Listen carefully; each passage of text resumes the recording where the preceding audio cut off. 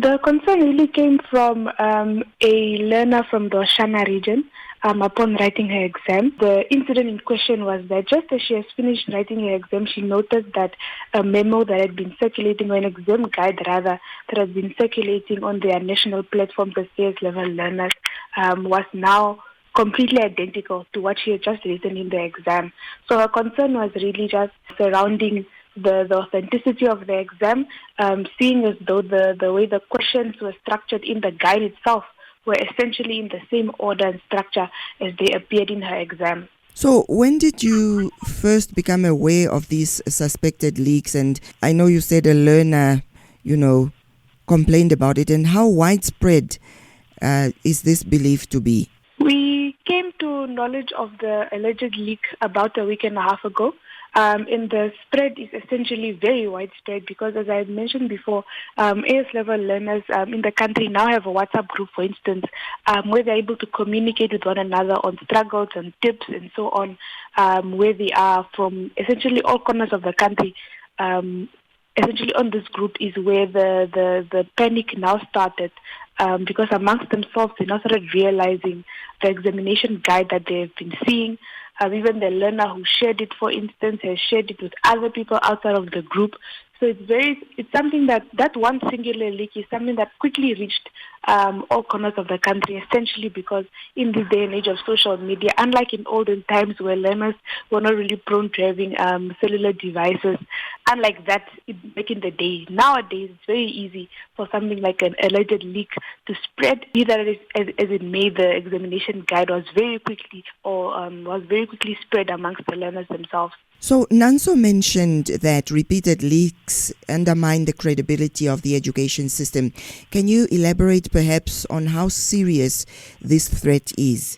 It does undermine the credibility of our education system because you have to remember that at the end of the day, this is a test for our learners who now come to the end of their senior secondary education phase. And not just it being a test. This is the exam that will give them their school leaving certificate.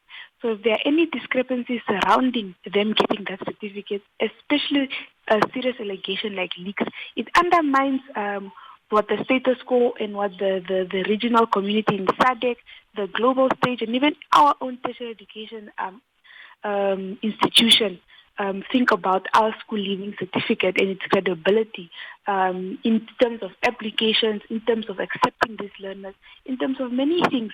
But then again, you also look at the fact that it's unfair, for instance, to learners. And the complaint did stem from a learner who said, no, it's unfair that, look, I spent all this time preparing and there's a group of learners who knew that the scope given by the teacher is exactly what to expect in the exam. So, Jessy, do you believe that the public still has trust in the integrity of national examinations? The public definitely still has enough trust in the education system. The issue is now is one of integrity. There wasn't a direct paper leak where the exam paper itself was leaked. It's more of our teachers now having to maintain a standard of integrity that calls for ensuring that in the process of setting up exam papers, in the process of communicating with the examination center during examinations in preparation for examinations eventually, that there's a level of integrity that is maintained and that they don't compromise or on the secrecy that is required in terms of ensuring that there's a free or a fair rather examination. Well, due to the seriousness of this matter, has NANSO engaged the Ministry of Education? And if so, also on similar issues? And what has the response been that you received from the ministry, if you did at all get any response from them? We engaged the ministry about a week ago. The ministry is aware of it. They have started conducting their own internal investigation, and they've assured us that once that investigation is concluded, they will then come out with their findings. So far, in anticipation of what the investigations are looking at, we hope that it will bring a lot of clarity to especially our learners who have been a bit distressed with regards to the news of an alleged leak. NANSO is urging the ministry to take urgent action. What specific actions would you like to see being implemented immediately? Something that we'd particularly like to see from the ministry's end is a greater oversight in terms of how the involvement of teachers go insofar as examinations are concerned. We understand that teachers also subsequently act as the invigilators during exams. We also understand that teachers are involved in the process of setting up these exams early on in the academic year. One thing we'd like to see going forward, especially from the ministry side, is to ensure that there's a greater oversight in terms of maintaining the integrity that the teachers ought to maintain on their end, and to ensure that every party that comes into contact with that examination paper before the date of the actual examination has some form of non-disclosure to the contents of the exams, and that they're able to be held accountable accordingly. And I'm still struggling to understand how this memo came about. I mean, has it been traced as to where it came from, where it originated from, and how it got into the custody of that learner? The source of the memo isn't known yet. Obviously, the learners, especially those that were on the WhatsApp group, are now assuming the person who shared it with them is whatever school they come from is the source. But as I said, these are one of the things that the ministry is investigating to really get to the source. Having been made aware of the situation, we have also provided them with the necessary details in terms of where we thought the source was. So it's now up to them having the resources to fully investigate the matter to now, and they have assured us that they will get back to us in terms of what the source actually is. Because right now it's a hearsay, he said, she says situation. So to really confirm unconditionally what the actual source is, we await from ministry side in terms of what their investigations will bring forth.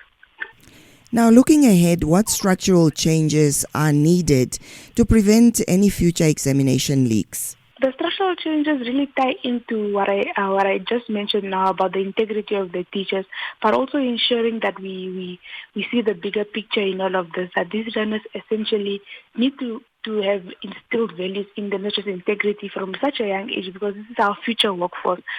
So the structure that essentially needs to be put in place needs to be so strict that it doesn't allow anyone to number one, speak on the contents of the examination before the exam, and to be held accountable if they do so. A greater confidentiality sort of clause or agreement between the teachers that are known for setting up the papers. I understand that for practical papers, for instance, the ministry gets in contact with the schools in terms of preparing for those practical exams and material that needs to be bought. So perhaps there's a blurry line there in terms of the things that they are told to be bought and what they think will be in the exam.